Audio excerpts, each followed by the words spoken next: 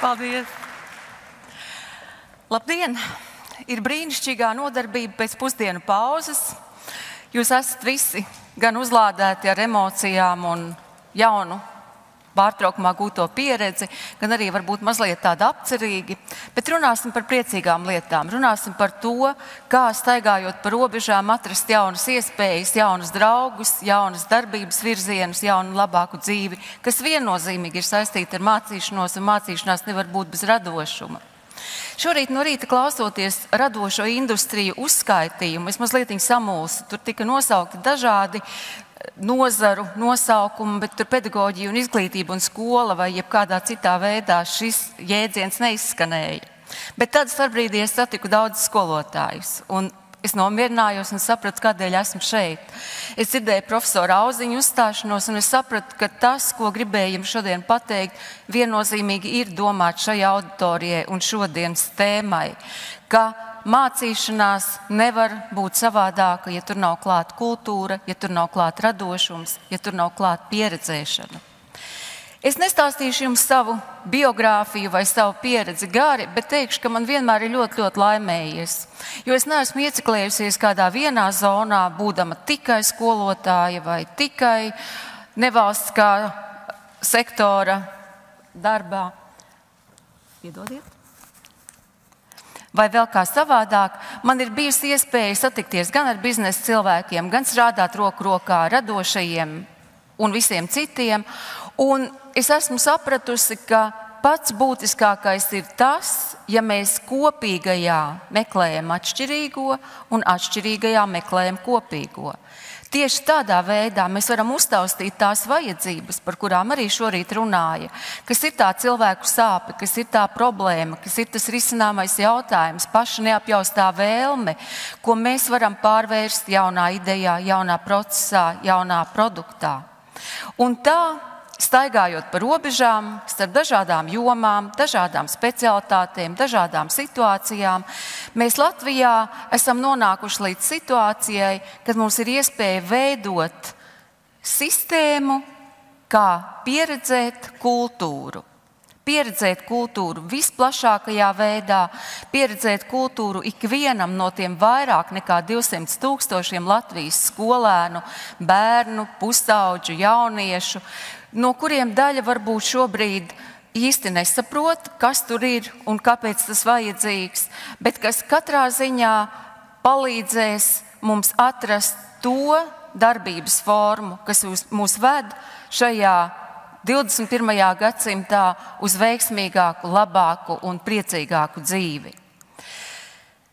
Dažādās konferencēs, plenārsēdēs mēs aplaudējam, pēc tam sociālajos tīklos šērojam un laikojam dažādas izteikumus par to, ka pasaule mainās un ka gan skolai, gan mūsu savstarpējām attiecībām jābūt savādākām.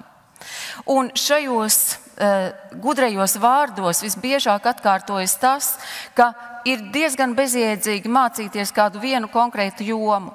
Ja es jums tagad jautātu, kuri no jums šobrīd dara tieši to darbu vai strādā specifiski tieši tādā veidā, ko jūs savulaik mācījāties un par ko jūs esat saņēmuši diplomu, es pieļauju, ka tas būtu lielākais, mazākā daļa no jums.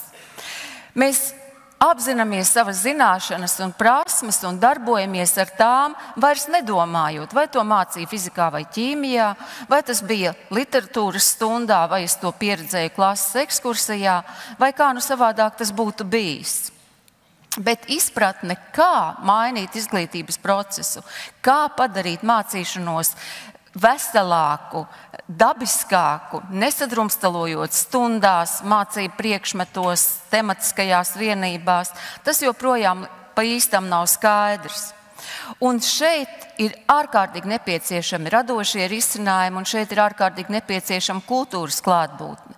Un par to arī runā Latvijas skolas soma, viena no lielākajām vērienīgajām iniciatīvām, pie kuras dzimšanas brīža mēs šobrīd visi kopā esam, bet kur jūs tiekat aicināti ik viens, mēs ik viens tiekam aicināti pielikt savu roku, nevis kritizēt, bet veidot kopīgi.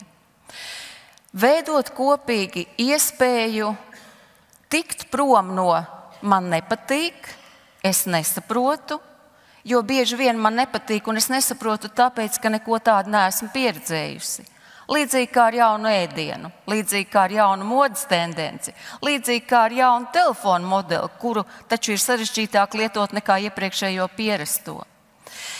Apmēram 5. daļa Latvijas skolu audzēkņu mācību gadu laikā nevienu reizi nav pabijuši kultūras notikumā ārpus savas skolas. Tajā pašā laikā mēs lepojamies, ka Latvija ar savu kultūru un radošumu izskan pasaulē. Veidojas pretruna, vai ne? Kaut kas par to būtu jādara. Un tieši tādēļ šī ir iespēja, kad mēs katrs varam nākt ar savu pienesumu. Kā tas ir pieredzēt kultūru? Labā ziņa ir tā, ka mums nav jāizdomā velosipēds. Daudzās pasaules valstīs līdzīgas programmas jau tiek īstenotas, un ir tīpaši interesanta liekas Norvēģijas pieredze. Jau īsi pēc 2. pasaules kara šīs valsts sabiedrība pateica, mēs gribam ikvienam savas valsts bērnam radīt iespēju pieredzēt kultūru, neatkarīgi no tā, vai šis bērns dzīvo tālākajā fjordā, aiz augstākā kalna, pilsētas centrā, nomalē vai lauku ciematā. Lai tas notiktu, šie skolēni ne tikai tika vesti uz dažādām izrādēm, koncertiem un nacionālajām vērtībām, bet visaugstākās klases mākslinieki līdz pat šai dienai un aizvien vairāk dodas uz skolām un rāda ne tikai to, kāds ir kultūras un mākslas gala produkts, bet arī to, kā top šis process. Un tad tur rodas jūsu sekotāji, dažādu radošo industriju pārstāvji, kur ierauga, ka kultūra un māksla nav tikai par to, ka tu esi solists uz skatuves, bet arī par to, ka tu gatavo procesu, plāno, nodrošini visus šos daudzos tehniskos risinājumus, prāto par to, apraksti to, piedzīvo un pieredzi. Līdzīgs piemērs arī mums ir palīdzējis no apvienotās karalistes, kas arī lepojas ar radošuma pieredzi. Un tur vēl jo lielāks akcents ir likts uz to, ka māksla un radošās industrijas dodas uz skolām un palīdz jaunajiem cilvēkiem ne klausīties mācību procesā, bet darboties un paust savu attieksmi pret dzīvi un demonstrēt savas apgūtās zināšanas ar radošiem un daudzveidīgiem mākslinieckās izpausmes līdzekļiem. Nodziedāt fiziku, nospēlēt teātrī, ķīmiju, uzveidot prezentāciju par vēsturi, dabas procesiem vai jebko citu. Aizraujoši. Tajā pašā laikā zināšanas nogulsnējas un paliek. Cerams, ka tās būs tās zināšanas, kuras pēc 3 gadiem nebūs novecojušas vai izrādījušās nepareizas. Bet arī, ja tas, tad sajūtai vajag būt, ka mācīšanās ir process, kas nebeidzas, un to var un vajag darīt ar prieku. Šī dāvana, par ko es jau minēju, Latvijas skolas soma Latvijas bērniem, ir jāveido un arī jāizsaiņo mums pašiem. Un šeit ir ļoti svarīgi, lai mēs pirmkārt saprastu, ka process var notikt 2 virzienos. No vienas puses šie finansu līdzekļi, kas būs pieejami, ir jāizmanto gudri. Diezin vai ir vērts uzreiz ar aizdomām raudzīties, kur kas var aiziet greizi, bet drīzāk jādomā, kurais varat atrast savu spēka pielikšanas punktu, izveidojot jaunu programmu, izveidojot kontaktus, neskatoties uz skolām un pedagogiem kā kaut ko, kas kaut ko līdz galam nesaprot, kaut ko neprot novērtēt, kaut ko neizmanto, nerunāt vīzdegunīgi par skolas aktu zāles līmeņa pasākumiem, kas augstajai mākslai patiesībā nav sasniedzami. Ja mēs vēlamies, lai jau kam interesētu un rūpētu augstā māksla, mums ir jābruģē celiņš uz to. Tieši tāpat, kā to dara sporta komandas, lai nonāktu līdz olimpiskajām zvaigznēm, tieši tāpat, kā to dara zinātne, ir jābūt pietiekam lielam skaitam cilvēku, kam rūp, kas saprot, kas vēlas un kas turpina šo ceļu atbilstoši savām interesēm un vajadzībām. Šis ir ļoti interesants aspekts arī tādā ziņā, ka mums jau katram ir sava taisnība Un tas nav slikti, un tas ir labi, un mēs zinām gan par demokrātiju, gan par individu radošo brīvību, gan par daudz ko citu. Bet mums jāpieskata katram pašam sevi, savu draugu loku un vienam otru, lai mēs neuzstiepjam citiem savu radošumu, savu dzīves stilu, savu māksliniecisko redzējumu vai savu pieeju industrijai kā vienīgo. Tas bija pirms vairāk nekā 10 gadiem, kad mēs tikko Latvijā sākām runāt par radošajām industrijām, dzima radošās darbības nedēļa, radi un notika citi līdzīgi procesi. Un toreiz parādījās šis teiciens darīt kaut ko ārpus kastes. Un tas bija tik stilīgi un tas bija tik aizraujoši. Un tad kādā no šādām sarunām sociālo mēdīju eksperts Artūrs Mednis teica, pagaidiet. Patiesību sakot, katram ir sava kaste. Svarīgi ir tikai tas, vai mēs to apzināmies un vai mēs pieņemam, ka šīs kastes var arī darboties kopā, nevis ierobežojot, bet bagātinot citu. Lūk, uz to mēs arī aicinām, un par to ir ļoti svarīgi domāt. Nesacensties, bet patiešām piedāvāt labāko iespējamo skolēniem, bērniem, nevis vienkāršotu, bet vienkāršu, nevis mākslinieciskos vai metodiskos jēdzienos sadrūzmētu, bet, kā šorīt teica komponists, tur, kur ir sajūtas. Jo sajūtas ir līdzīgas gan mazam bērnam, gan pieaugušajiem, ja šīs sajūtas ir pa īstam. Arī šorīt es klausījos iepriekšējās prezentācijas un domāju, lūk, šeit jau ir lietas, ko ielikt tajā Latvijas skolas somā. Ja jūs esat gatavi, ja šie runātāji ir gatavi, ne tikai aicināt auditorijās, kur viņi ir pieejami, bet paši doties un tikties un veidot nākamās auditorijas. Iniciatīvas ietvaros galvenais pamatprincips ieviešanai ir līdztiesība pieejamībā.